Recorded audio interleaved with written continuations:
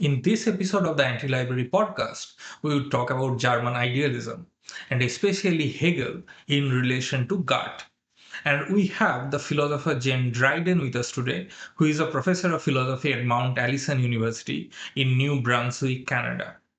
Jane Dryden, in her fascinating work, has explored how our relationship with God as an ambiguous other, as she calls it, profoundly shapes our experiences of autonomy and vulnerability by bringing together German idealism, feminist philosophy, and disability theory. A significant portion of her work explores disability, autism, for example, within the history of philosophy, particularly in Fichte and Hegel, and how a disability lens can challenge and enrich traditional philosophical norms. I have truly been fascinated by how Hegel helps us understand the gut, and how the gut helps us understand Hegel, as she shows. Without further ado, let's go to Jane and hear about her work. Thank you so much for doing this. I'll just get right into the questionnaire. How does philosophy help us understand gut issues, which might feel extremely, personal, and it's the something that needs to be hidden from the public and so on, in relational and social terms? Yeah, no, thanks for that question. So first I'll just say I've been using this term gut issues very deliberately as a very general term that isn't necessarily focused on any specific digestive disorder. I see that it includes things like IBS, colitis, but also celiac disease, but also, for example, people who have digestive issues when they have migraines or anxiety. So I really like this very general term because I think it allows us to bring together um, a range of conditions experienced by actually like a really large number of people. I see them as having three key features. So one of them, all of which I think are philosophically interesting. Um, so one of the three key features is that they're very unpredictable. So gut issues, the types of things that come up with gut issues are often prone to flare-ups. And this creates interesting questions around agency and forward planning, right? Like so much of the agency literature and philosophy involves this sense of having goals and plans that we work together and projects. And of course, if you don't know any given day what your gut's going to be doing, then that's obviously really tricky. The second thing I think that gut issues tend to have in common is that our ability to navigate them is highly affected by contingent environmental and social factors. And this kind of comes up in your question.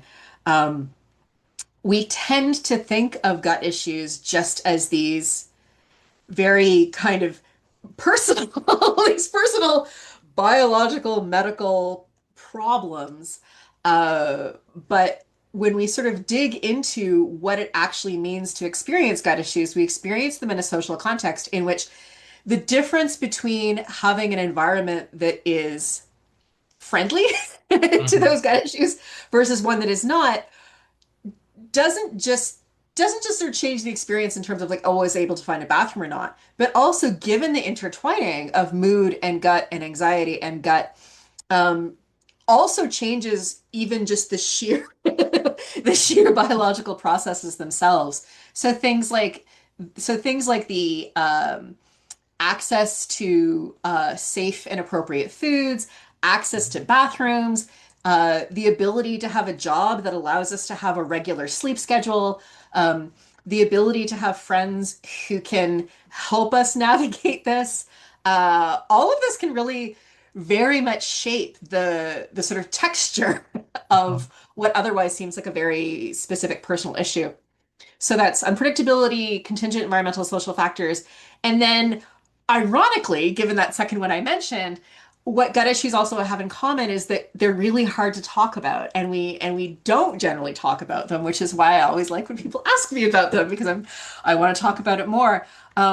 There's a huge amount of stigma. It's considered impolite. There's examples of people, especially folks with ulcerative colitis or Crohn's or who've had stomas, ostomies, who will get told, like, I would rather die than like have to deal with the kinds of things you're dealing with, right? Which makes it really difficult to then segue back to, okay, well, I just wanted to know where I could, where I could go to the bathroom.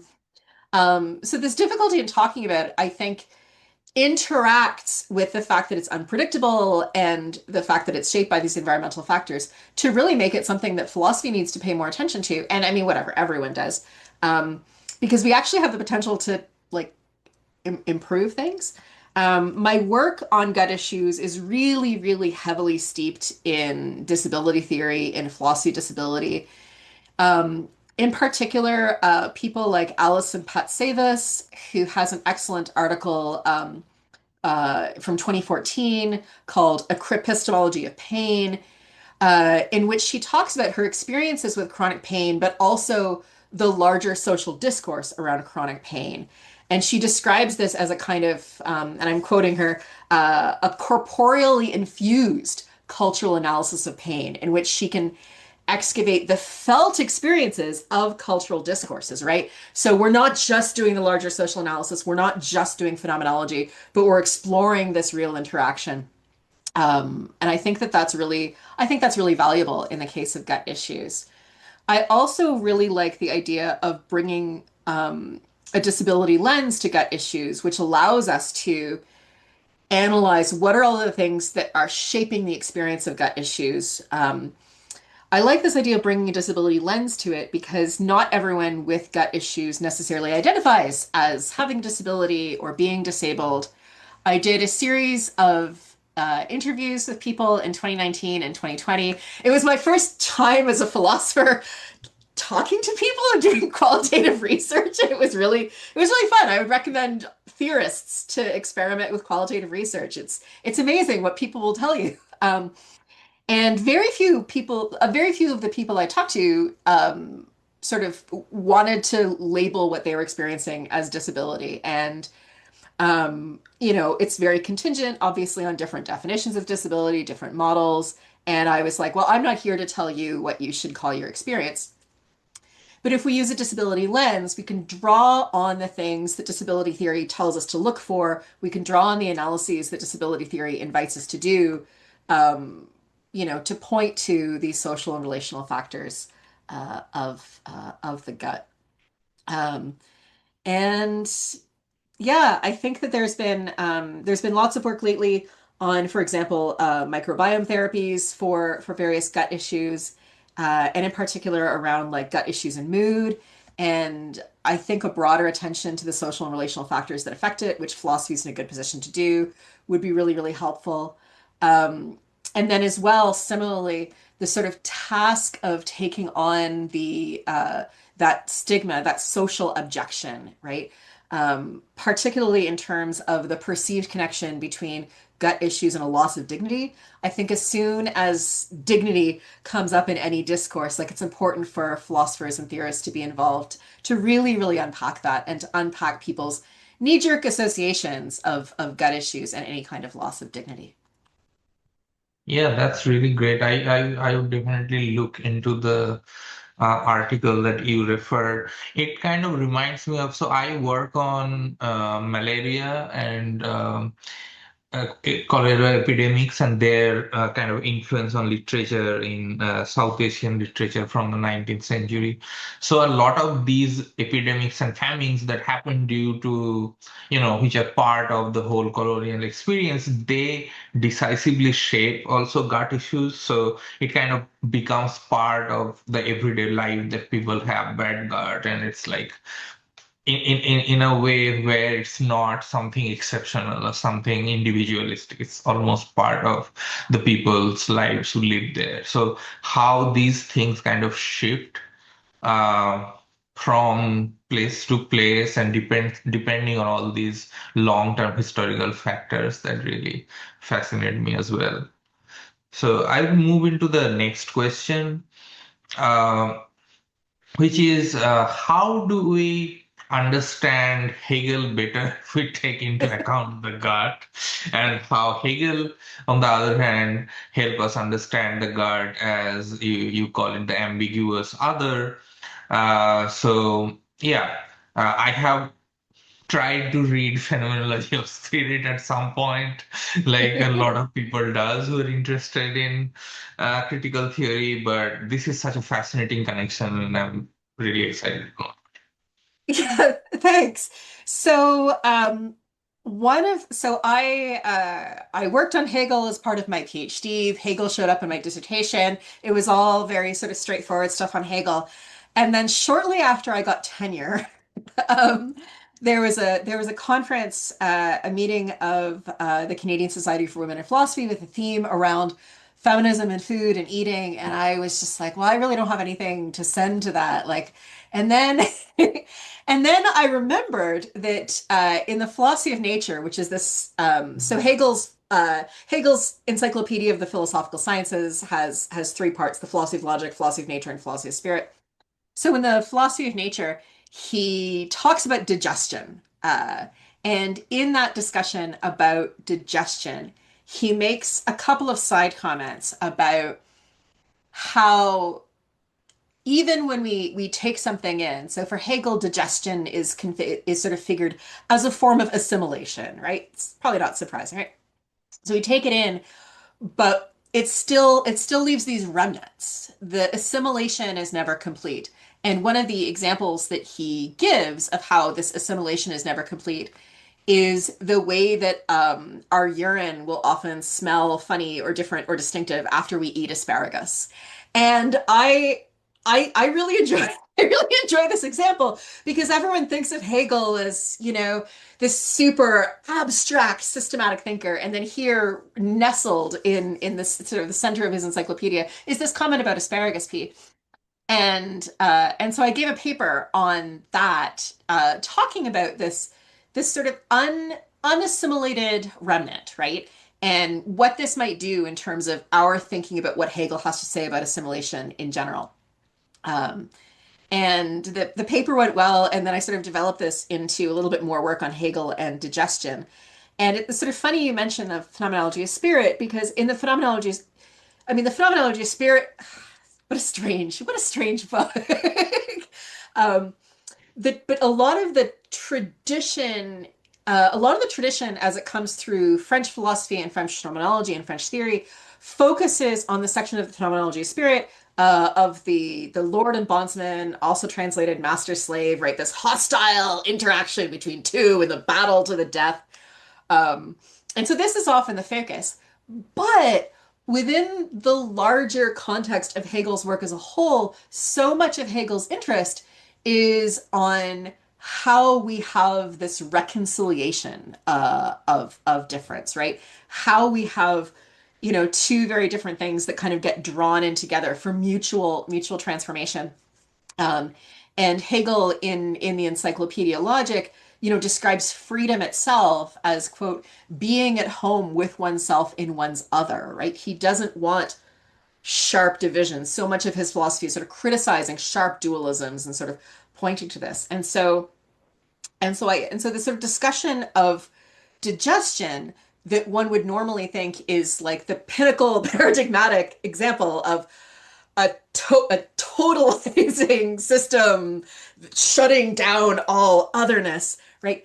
In the midst of this, Hegel's like, yeah, but it doesn't happen completely, right?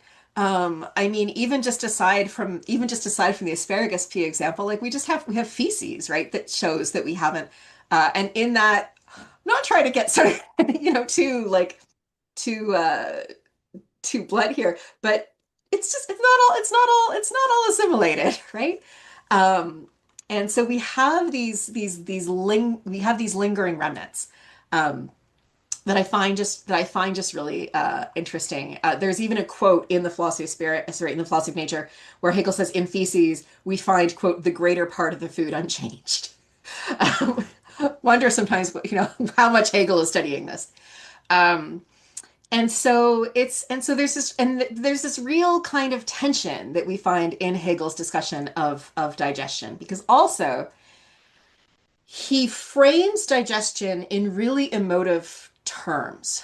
Um, so he talks about the sort of organism, like angrily trying to get rid of the outer world. He's like the like language of anger and hostility, but also the animal still takes it in and makes it part of itself and sustains itself in and through doing this. So it's this place where it's both having to reconcile with bringing the other within us, the other that keeps us alive, a recognition that this process is never total, um, and and a recognition that this continual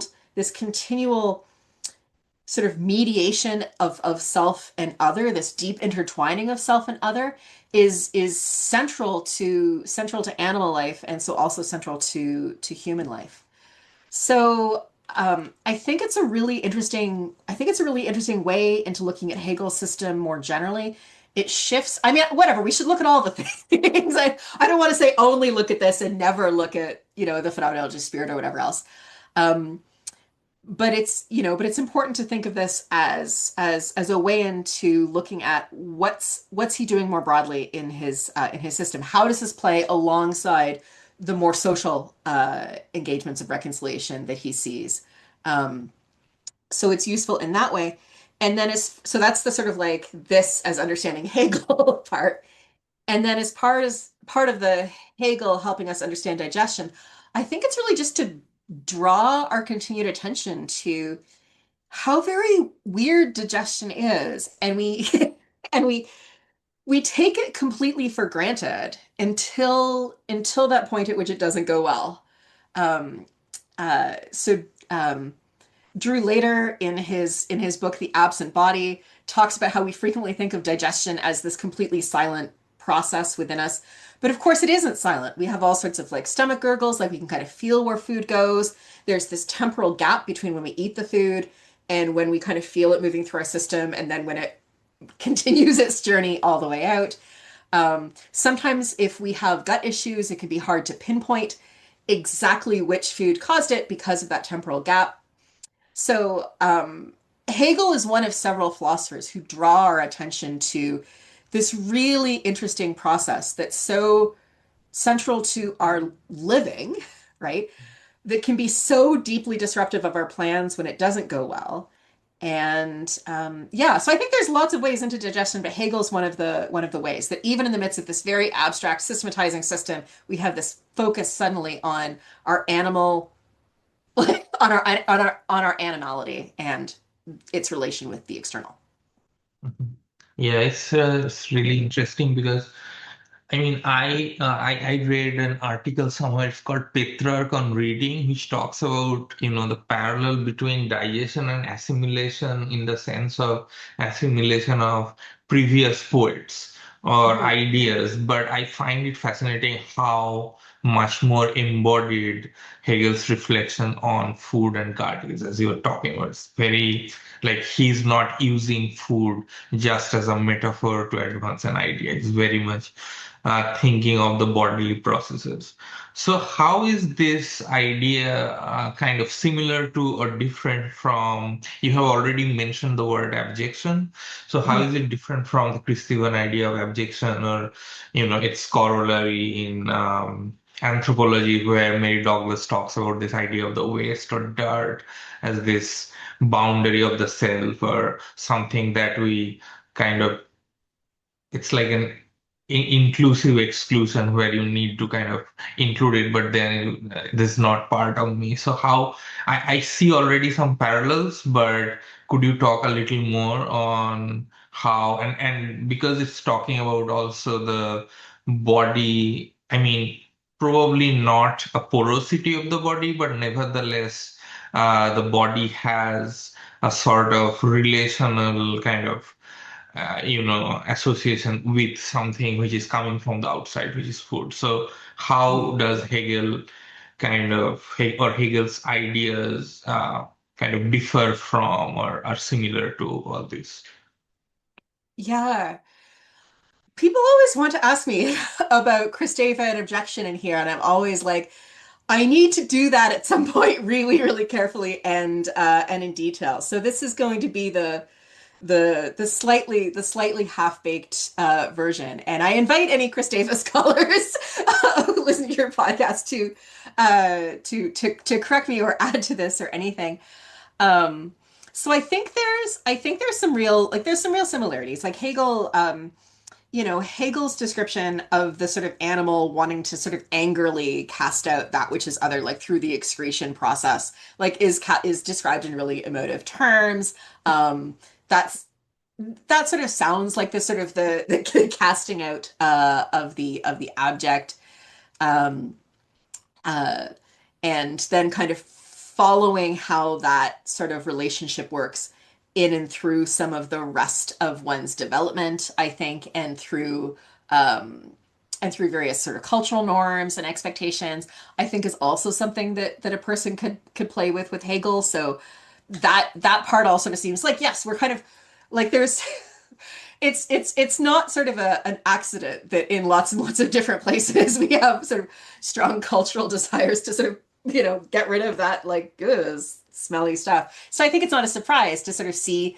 that general relationship come up through a number of different sources. Where I think where I think it goes a little bit differently, and here I'm less sure if it's a strict difference from Kristeva. But it's kind of a hunch maybe. Where I think it goes from that is that, as I mentioned before, throughout Hegel's system, he recognizes that some aspect of the other continues to remain in us.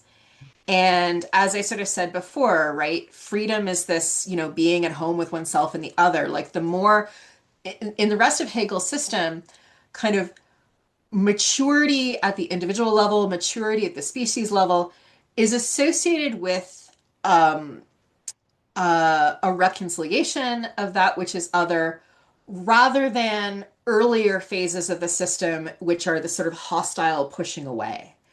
And so I think with Hegel, there's a trajectory of that reconciliation that is no longer about a kind of purity. And in fact, we see a number of places, even in the phenomenology, where Hegel's sort of suspicious of like, the kind of move to purity. Um, so I think that's going to be one of those places where I think that's going to be one of those places where there's a difference. Now, um, I don't want to soft pedal all of the places in which Hegel is also just, you know, uh, quite happy to be deeply racist, misogynist, ableist, all those sorts of things. So I'm not going to say like, he has this reconciled utopia in which everyone actually sort of gets along. Like he still has all those problems.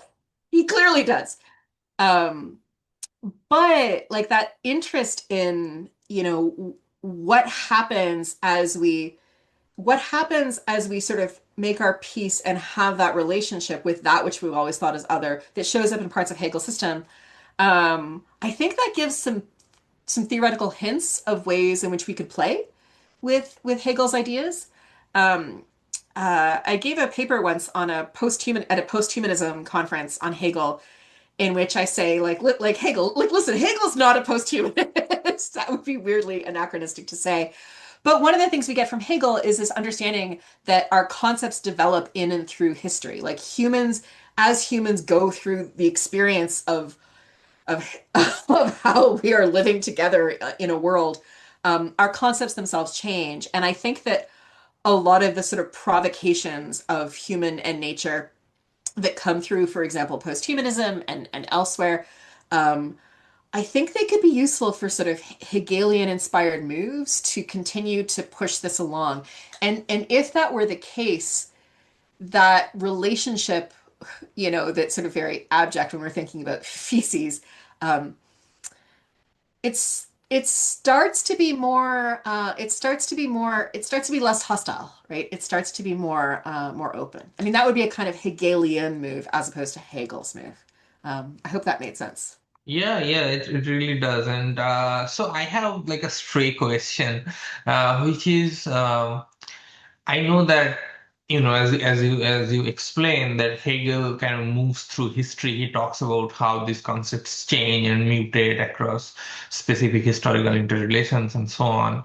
And so does he mapped the gut issues in a historical trajectory as well, in the sense that people who are, brutes or whatever, like savages, they have more gut issues, or they are more leaky bodies somehow, as opposed to that, more um, kind of we arrive at a position where we don't have that much of a leaky gut, where we can actually embody freedom or something like that. Oh, that's super interesting. On on the one hand, I wish he did make that claim explicitly because it'd be so interesting. On the other hand, I'm kind of relieved that he didn't. Um, he does portray um, he does portray disability as a kind of just brute physical difference um, that needs to be sort of owned or overcome somehow. And so I think what he would say is, I mean, so what he says about something like gait, like the way we move, is that the more imagine scare quotes around all of this, right? The more civilized, scare quote, scare quote, scare quote, the more civilized someone is, the less idiosyncrasy they still have in their gait. The more civilized, scare quote, someone is, um, the they don't like laugh loudly. He's like people who laugh loudly, like they're just not as civilized. And it's just like, oh, Hegel, why are you saying these things? Um, and so I think, sort of going from that, I think what he would say is that, civilized people might still continue to have gut issues, but they would know how to manage them in various appropriate ways, appropriate to the civilized, again, quote unquote, way to do it. But that's a really, yeah, it's a really interesting question. I think as well, like if I sort of play with this some more, given what we're learning now about the sort of gut brain axis and the sort of effects of anxiety and everything on the gut, someone, who had Time Machine bring Hegel back, he might also say, well, if you've managed your moods appropriately in the way that a civilized person does, you might also have fewer gut issues too. Right. So, Right. yeah, Yeah. that's a really interesting Yeah, yeah, question. that makes sense because there is this whole huge, like around the question of sanitation, there is this huge investment in the not so much gut-brain relation, but individual and the body of the city, or the body politic, and the individual body and the leaking body is a sign of being, uncivilized or being lower in the Mm. civilizational hierarchy and so on. So that it reminds me of that. So yeah, you brought already the question of disability. So is the disabled in some sense? I can see that. Yeah, you have already kind of laid down some of these things that he has this racist and misogynist kind of lenses with which he hierarchizes the different kinds of humans. So, is there like a cognate relationship between the disabled and the woman, or the savage and the colonized and so on? How does that work in not just in Hegel, but in German idealism, and how much that influences our current thinking still on the question of disability? Yeah. So with disability and then race, and especially the idea of savage, through German idealism, they're really intertwined. The language that and I've published on this with Kant and Hegel specifically, the language that they use around the particular sort of racial defects that they attribute to non-white folks, the language they use is basically sort of biological language of like a physical or intellectual defect, right? They're described in very interchangeable terms. Like it's essentially they impute disability and impairment onto the sort of quote unquote savage races, and in really in really sort of specific ways where you're almost like, you think sometimes they have very particular diagnoses almost in mind. Um, when so that happens when they're talking. So that happens when Kant and Hegel are talking about race. So they'll describe indigenous people as just being like lazy, like lassitude, right? Like having like just being very tired, fatigued all the time. Um, when they talk about disability as such, it's kind of treated as I sort of mentioned, this kind of like brute physical fact, which it is expected to be sort of up to the person to manage, right? And as I sort of said before, like, this is true for Hegel, it's also true for Kant, that there's sort of this real expectation that people have managed their body appropriately. Um, and we see, and this is connected, disability studies folks will talk about like the overcoming narrative, the sort of expectation that people have to overcome their disability. And you're invited into civilized society as long as you overcome your disability in some way that is acceptable to the norm.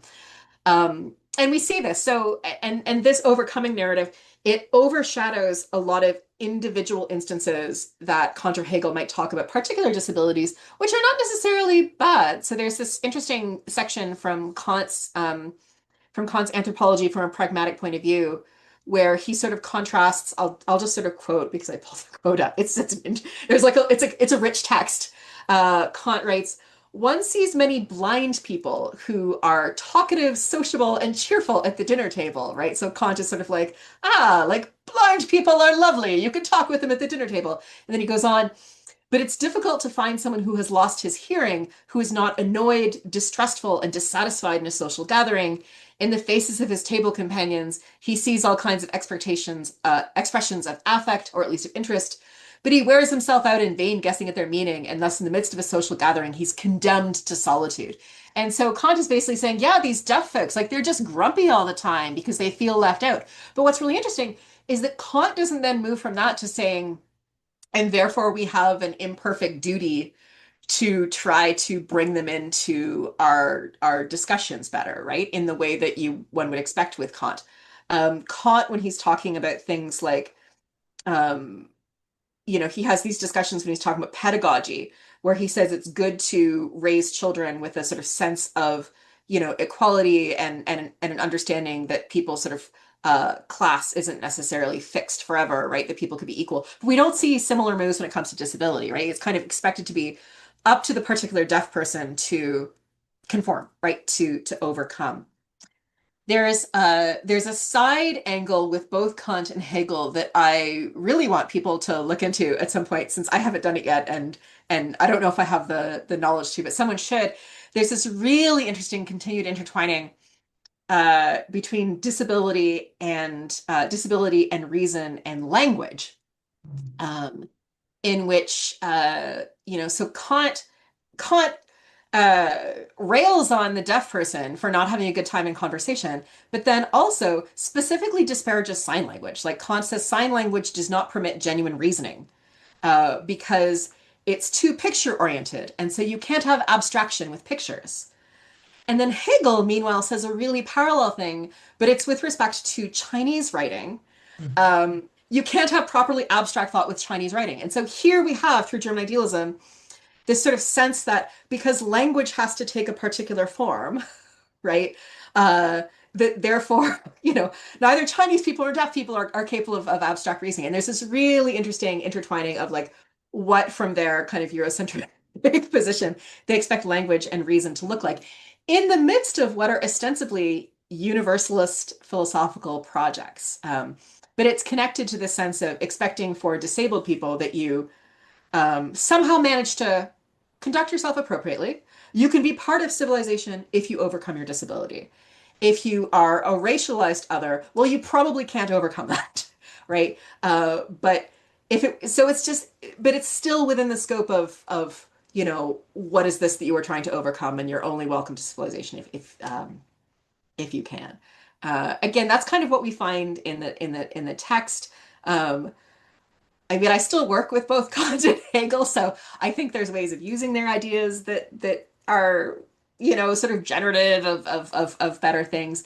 But that's kind of what we find, the sense that disabled folks, racialized folks, insofar as they can't overcome, there's kind of this teleology of civilization that will leave them behind in a situation of animals. They're often compared to children, both in terms of disability and race. Savages, like this real, if you're not part of the teleological progression, too bad for you. Yeah, no, that makes sense perfectly. So you in your recent works you talk about this term called the imperative of normalcy, and you have already talked about how they have this kind of telos of normalcy, which is also tied to civilization, where the disabled kind of should appear out of their own um, agency and so on. So could you explain how the imperative of normalcy works? Explain the concept and how the fields of disability theory and feminist philosophy challenge the pervasive kind of focus on cure, because a lot of these ideas I can already see they're taken into. I had a very kind of psychoanalysis enthusiasm phase, and Lacan has this statement that kind of somehow the unconscious of the Japanese people is distinctive because they use Chinese letters, but it's also a different language. So somehow kind of that makes their symbolic order distinctive in relation to other people. So how some of these ideas are also further taken into the medical establishment or in general, or ideas about cure and normalcy and so on. So how does imperative of normalcy work? Yeah, so I was thinking recently about whether there was one thing that connected all of the different things that I work on, and I think a big part of it is a deep suspicion of any kind of singular visions of what humans are and ought to be. So it's ironic that I've spent so much time working on German idealism, which often does have these sorts of pictures. But yeah, in terms of our sort of contemporary landscape, we still have these sorts of pressures, and so from so from feminist philosophers like Susan Wendell, when she writes in 1996 the Rejected Body, which is a really fantastic text in feminist philosophy of disability. She talks about the idea of the myth of control, right? Which is that sort of sufficient reason and science and technology has made it so that we can be expected to control our bodies, and that if we can't control our bodies, if we remain disabled or chronically ill, right, it's because we haven't tried hard enough. Like that reason, science, technology enable us to do this. Um, and of course, that's a myth. That's not how bodies work. I'm interested as well. Eli Clare talks about an ideology of cure in some of his work, and he makes a nice distinction between individual things that we might do in order to feel better in our own bodies. So he talks, he's like, listen, if I've got a headache, I will take Advil. Like this is a thing I will do. But that's different from an ideology of cure that assumes that cure is sort of the first move, right? That as soon as we have a body that is not behaving in the normal fashion, that cure is our first step, our imperative. Um, Alison Kafer in her work talks about a curative imaginary, which only thinks about non-normative bodies in terms of a need to achieve cure.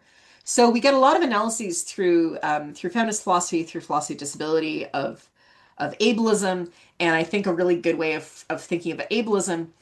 I mean, sometimes on the internet, like it's sort of like, well, you're ableist if you sort of say a bad thing. But I think more systematically, it involves a kind of belief in a hierarchy of body minds where there's sort of like those who are at normal health, or who's actually at normal health. But anyways, those who are have more proximity to kind of expectations of normal health behavior and appearance, like measured according to socially dominant norms, and then those who are farther away. So ableism is always going to be sort of judgments about where you are on that hierarchy.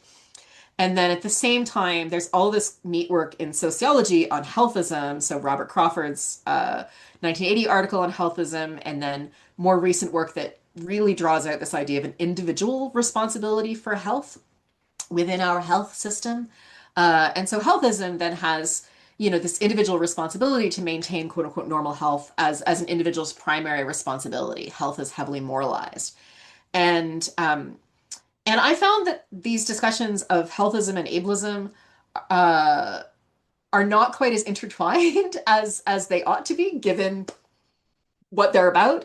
And so I was really interested in talking about an imperative of normalcy as the kind of linking thread between these. So the imperative of normalcy insists on the necessity of controlling and curing the body mind and devaluing those who don't live up to their responsibility to achieve that normalcy, right? It's really parallel to what I was just saying with Kant and Hegel, saying like you're not civilized unless you've managed to perform the right things, do the right things, manage whatever might be your brute physical differences. Within the imperative of normalcy, it means sort of curing or fixing is always our primary goal, and there's sort of this judgment when that's not doing. And it has these effects where so one of the things I was really interested to write about in sort of the main article I have about this is that there's research in autism, for example. So for autistic folks, there's lots of autistic folks who have various gut issues. So I was really interested in this because I was like, hey, gut issues. And there was some research aimed at autistic adults that claimed it was interested in this relation between gut issues and autism and whether a microbiome therapy could help mitigate that, which seems great. Like people with gut issues like to be able to, feel better in their bodies. But what was really interesting is that after the sort of research intervention, the sort of follow up that they studied wasn't ongoing follow up about people's gut issue symptoms. It was ongoing follow up about people's autistic traits as measured by the AQ, the Autistic Quotient Questionnaire, which means that ultimately the interest of the research wasn't in have we helped autistic folks feel better in their gut, but are they still autistic after they've taken these microbiome therapies, which reveals this real commitment to normalcy um, over, well, what is it that people actually want to live happily in the bodies that they're in? Mhm, mhm. Yeah, yeah, that really makes sense. So, how do you have already given kind of a trajectory of your work, and I'm so excited to see your future work on this question of normalcy and its hierarchization and so on. So, could you talk about your kind of trajectory of thinking? How did you decide to work on disability and vulnerability coming from your work on autonomy, which I so that's where you started with your doctoral research. So how did you move from the question of relational autonomy to the imperative of normalcy? Yeah, so I think there's a way in which I sort of haven't, in which I haven't moved anywhere, but it's just continual unpacking of everything that's in there. I think the really ongoing theme of interest I said is both like sort of, how do we I sort of said like how do we resist the sense that everyone has to sort of conform. But I'm also just really interested in the ways in which human lives and human bodies and human minds are sort of messy and unpredictable. And how can we work on sort of theory that can help us figure out how to better help each other and how to better muddle along for each other. Like, right, how can we live better with the weird lives that we have? And so my dissertation way back in the day was on relational autonomy. And because I was bringing together work in German idealism and work in feminist philosophy, my basic argument was the kinds of ways in which Fichte and Hegel, the German idealists I was working with, the kinds of ways in which they think about freedom are very, very, very social and prefigure a lot of the moves that feminist philosophers made in discussing relational autonomy. And so I was like, what happens if we think these things are similar? And I was interested in disability at the time, but my supervisor said, you are already dealing with many things. Just stick to this. Like, just you need to finish the dissertation. Just stick to this.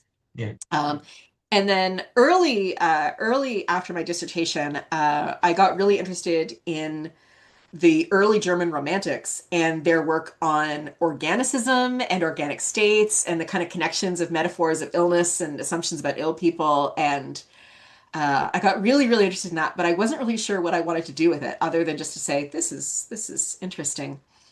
I started doing some work on vulnerability and embodiment at around that time as well, and also and started to finally unpack the relevance of disability to this. Because one of the things that really struck me, even when I was going through relational autonomy literature, is that so much of it is focused on the social in terms of our interdependence with others, which is great, like super important. But very little of it talked about how, as we're interdependent with each other, we're interdependent with bodies that aren't all the same, that don't all have the same capacities, that might have different kinds of needs. And I found in some of the feminist literature, I found some of, not, I mean, not all, but some of it, I found this kind of flattened into just dependence and carers. And I was like, well, a lot of it is sort of more complex than that. So I became more and more interested in what it was to live in the kinds of bodies that we have and to think about our vulnerability, not just in an abstract sense, not just in an abstract social sense, but in a sense that really tried to dive into the kinds of bodies we have and the real particularities of the vulnerability of our embodiment. And so, because of that, probably not a surprise that I started getting sucked into gut stuff. Because if you're going to think about the vulnerability of our embodiment, the gut is super there. The gut is super there. So that was the start of interest in that, as well as, of course, once I started getting into the gut, I started getting really interested in the gut microbiome because there's a situation where we also have whole worlds living inside of us. And I was like, oh, this like Hegel's, it would just blow his socks off, right? Thinking about this kind of living with otherness. So I got really interested in that. I'm still continuing to do work on Fichte and disability and Hegel and disability. Like I find the way in which disability moves in and out of metaphor in their works kind of interesting. Um, I've also started recently doing some work on neurodiversity, but which similarly kind of carries these same themes forward of we have these messy brains and these messy these messy bodies. How can we live well together? And so I've got some collaborative work that's in the pipeline. I've got some work that I plan to do and haven't done yet on relational autonomy and the gut. So working with all of these unpredictability of gut issues, what are ways in which folks with gut issues can sort of think about their agency given both unpredictable world and unpredictable body?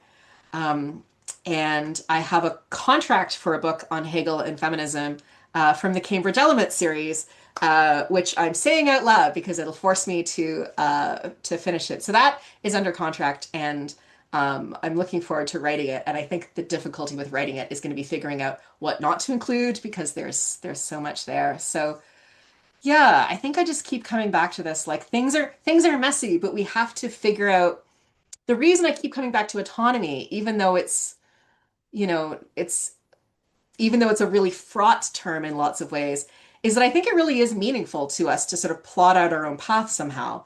And all of the ways in which it's difficult and our lives are unpredictable and our bodies are messy, all of that sometimes I think just makes it even more important for us to sort of figure out, well, how do I navigate this in a way that makes sense with my values, goals, and commitments? Yeah, amazing. I'm so excited to read your upcoming book. Thank you so much for doing this, Jane. I will stop recording.